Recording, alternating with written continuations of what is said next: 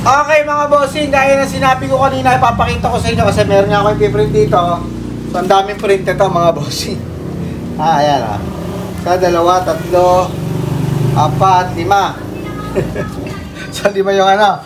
So, yung advantage ng hot fill ay ganito mga bossing. Kagaya nito, sa polo shirt natin siya ipiprint. Gaya nito, syempre kailangan nating i-bihis yung t-shirt, yung polo shirt. Kasi hindi pwedeng nakapatong lang yan sa heat press, di ba? Kasi di ba meron siya ditong botones. So, hindi pwedeng ganon. So, automatic, ibibihis natin yan. Okay? Pagka ikaw ay hindi naka-hot fill, so mangyayari, press mo ng isa, tatanggalin mo ulit yan, no? Bago mo siya i-second press. O, dito, dire-diretso tayo, mga bossing. Imagine, ang dami yung press niyan. Pag kasi sa braso, lalagyan din natin ng palaman yan, di ba? Nilalagyan ng palaman yan dyan para ma-heat press mo ng maayos. So, kung cold fill yung gamit mo, medyo matatagalan tayo ng trabaho. So, ito yung advantage ng hot fill, mga bossing. So, i-press ko na, hindi pa yan nakapress ha.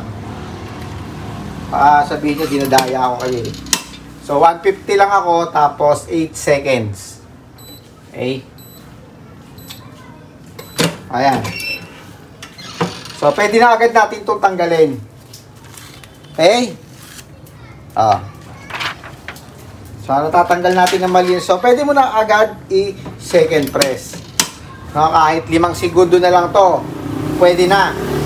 Kasi mainit pa nga yung ating na-press. Okay, diba? Hindi mo na siya ibibihis ulit para sa second press. Tapos ka na agad. Okay? So, yun lang. Ibinida ko lang yung ating film. So, totoong hot and cold fill po ang ating film na ginagamit. Okay? And so, ayun na nga mga bossing, sa mga gustong magpa-print, mag-message lang po kayo sa page. So, nililinaw ko lang mga ma'am and sir, ang inaala ko lang po ay ready to press. Ang lahat po ng file na ipapiprint po ninyo ay manggagaling po sa inyo. Wala po akong inaalok na design o ready to tawag doon, ready to print, yung mamimili kayo ng design. Wala po. Lahat po ng design ay manggagaling po sa inyo. Kasi ang dami po nagme-message sa akin, paano raw mag-avail, meron daw bang pagpipilian na design. So wala po. Kaya nililinaw ko lang po mga ma'am and sir, sa inyo po manggagaling yung design. Okay, ipiprint ko lang po sa ating printer na DTF. Okay, i-arrange nyo po yan. Depende po sa size na gusto nyo. Kunyari, sa A4 size, at wala po tayong minimum ha. Halimbawa, sa isang A4 size, so i-arrange nyo sa isang A4 size. Kung A3, i-arrange nyo sa isang A3. Kung A3 plus, search nyo na lang yung eksaktong sukat ng A, yung mga sinasabi kong yan, no? Nasa Google na po lahat. Ha? Kaysa magtatype po kayo, magtatanong pa po kayo sa akin, baka hindi ko naman agad masagot. So, nasa Google na lang po. Mag-search na lang po kayo. Okay, sa per meter naman po natin ay 22 inches by 39 inches. Yun po yung per meter natin, mga bossing. Sa DTF po, kailangan tayo naka 300 resolution. So, ayun, nililinaw ko lang mga ma'am and sir. At saka yun pa lang sa ating, tawag dito, yung sa Shopee checkout. Okay? Yung sa Shopee checkout, ang proseso po niyan ay payment first. No, babayaran nyo po yan sa amin direct. Ha? Kung kayo po ay medyo alanganin kasi nga payment first, natatakot kayong ma-scam ni Kuya J-Boy, so wag nyo na pong pag-alalahin ang sarili nyo. Wag na po kayong magpa-print. Yun lang po yun. Kasi naiintindihan ko naman yon. Pero kagaya nyo, gusto ko rin munang makasigurado kasi hindi naman tayo personal lang magkakakilala. So kung gusto nyo protektahan yung inyong mga pera, naiintindihan ko naman talaga yon.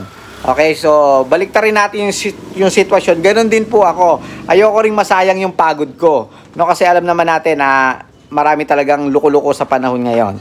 Okay, so payment first po ang Shopee checkout. Okay, isesend nyo po yung file sa akin. Bibigyan kita ng total ng pinaprint mo. Tapos babayaran mo muna yung sa akin. Okay, wala po akong Shopee shop na i-orderin mo yung pinaprint. Hindi po ganun yon. Pagka-print lang po niyan, saka ko lang po yan i-upload sa Shopee at isesend ko sa inyo yung link saka nyo lang siya pwedeng orderin one at a time. Ibig sabihin, yung nakapost na yon ay laging out of stock po yon. Laging out of stock po yon. Tapos, once na okay na po, or kahit pagka-payment nyo pa lang, isesend ko na sa inyo yung link para ma-order nyo na.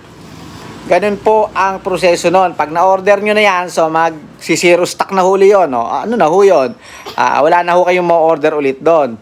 Ganun po yung proseso sa Shopee Check. Para magiging courier lang natin si Shopee kasi marami nagre-request na baka raw pwedeng ilagay sa Shopee. Pwede naman, pero ganun nga ho yung prosesong gusto ko. No, hindi ho yan yung order ka yung kagaya natin na pangkaraniwang ginagawa. So hindi po ganun. Ma-order nyo lang po yan after nyo mag-payment o kaya after ko siya i-print. No, kasi lagi nga po naka-zero stock yun. Magkakaroon lang yun pag sinend ko sa iyo yung link nung Shopee. No, kung saan naka-upload po yung ating DTF na ready to press. Ulitin ko lang ha, wala ho akong design na inaalok. Hindi po kasama ang design. Lahat po ng design kayo ho ang mag-aayos. Okay? Ipiprint ko lang po yan sa ating DTF. Ang dami ko kasi nagme-message na gano'n. No? Kaya ayan, sana doon sa mga nagtatanong. Hindi ko na ho masagot lahat. No? Okay? Okay, babu.